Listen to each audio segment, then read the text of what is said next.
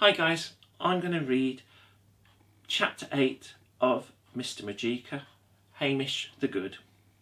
At first, no one could believe it was as simple as that, but in the end, Mr. Magica convinced them all. I've remembered what I was taught as an apprentice wizard, he said. If anyone gets a horrid affliction or disease as a result of behaving nastily to someone, he said, they have to be good for a certain period of time, and it will go away. So Hamish will have to be good until, well, I should think until the end of term should just about do it. What do you think about that, Hamish? Hamish Bigmore looked at Mr. Magica gloomily and said, Isn't there an easier way, sir? Mr. Magica shook his head. I'm afraid not. For the next week or so, Hamish, you will have to behave like an entirely different person. You must become utterly, completely and properly good. Hamish sat in silence, stunned by this news. He's never going to manage that, said Pete to Thomas. Not a hope. But the surprising thing was that by the next day, Hamish obviously was managing it. Up to now, he had always arrived late at school in the morning, with some silly excuse he'd dreamt up. But today, Class 3 found him already sitting at his desk when they arrived, and when Mr. Magica came into the classroom, he saw that there was a bunch of wild flowers in a jam jar on his table. Oh, he said, did one of the girls put this here? There was a general shaking of the head, and Hamish spoke up. No, sir. He'd never called Mr. Magica or any of the teachers sir before. It was me, sir. I picked them from the hedgerow on my way to school. Do you think they're pretty, sir? Mr. Magica looked at Hamish Bigmore suspiciously. Don't overdo it, Hamish, he said warningly. Just being normally good, like everyone else, will be quite enough. But Hamish said nothing. They began lessons. Normally, Hamish Bigmore interrupted Mr. Magica at least once every 5 minutes with some silly question or rude comment, but today he was completely silent. Mr. Magica obviously couldn't believe it, for he kept casting uneasy glances in Hamish's direction to make sure he wasn't up to something nasty. But not at all. Hamish was being very, very good. And at the end of the lesson, he handed a neatly written workbook to Mr. Magica.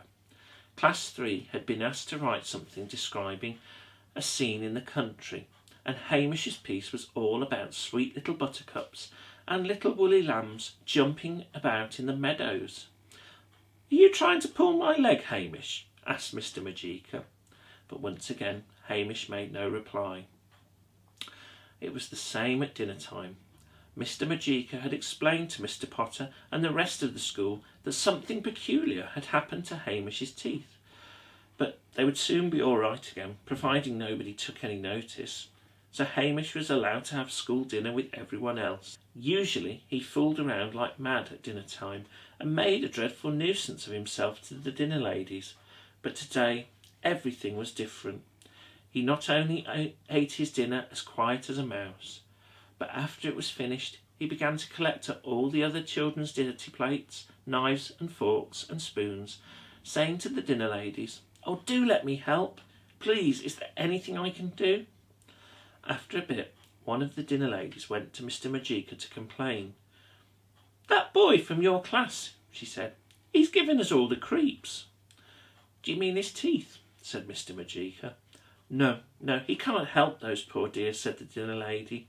I mean, his interference. He doesn't mean to be a nuisance, the poor creature, but he keeps fussing round us, trying to help all the time, and we can't get the washing up done. What's wrong with him?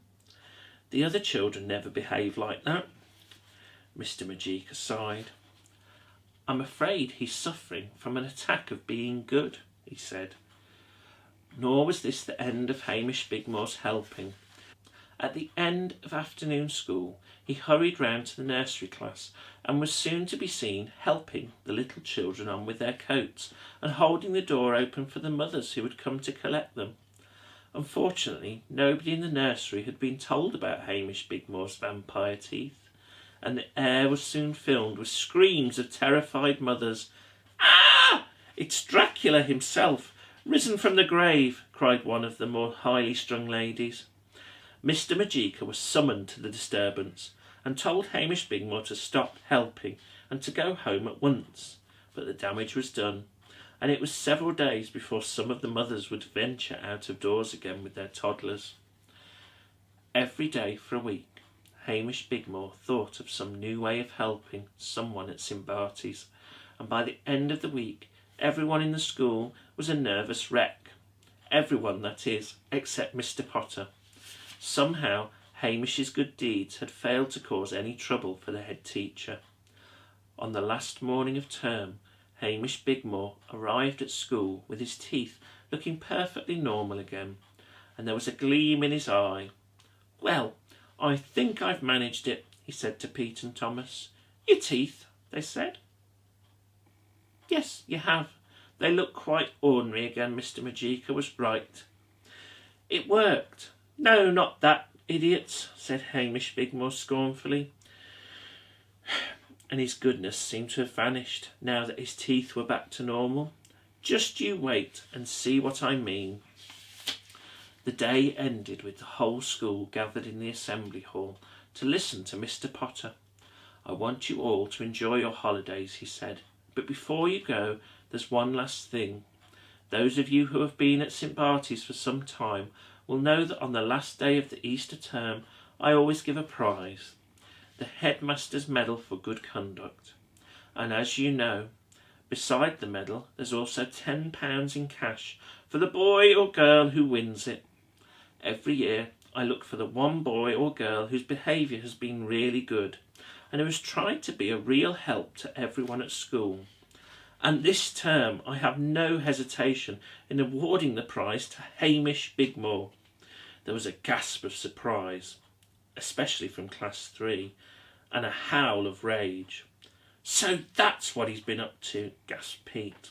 "He didn't care about his teeth at all. He just wanted the money.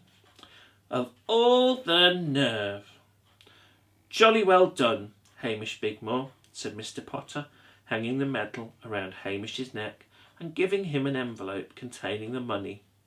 "Thank you, sir," said Hamish Bigmore, and he stuck his tongue out at Class 3. After it was all over, everyone crowded round Mr. Majika. "Wasn't that wicked of Hamish Bigmore?" Jodie asked him. "Did you know what he was up to?" Mr. Majika shook his head. "I'd never heard of a good conduct medal," he said, "or I might have guessed. Why, for 2 pins I'd turn that medal into a toad." "Oh, go on, Mr. Magic, please do," they all said. But he shook his head. "No, my friends, no more magic, at least not this term." "Will you be here next term, Mr. Magic?" Jodie asked excitedly. Mr. Majika nodded. "Hooray!" they all said, and then Thomas added an afterthought. "Well, don't let Hamish Bigmore ever be good again. It's more than we can bear." The end.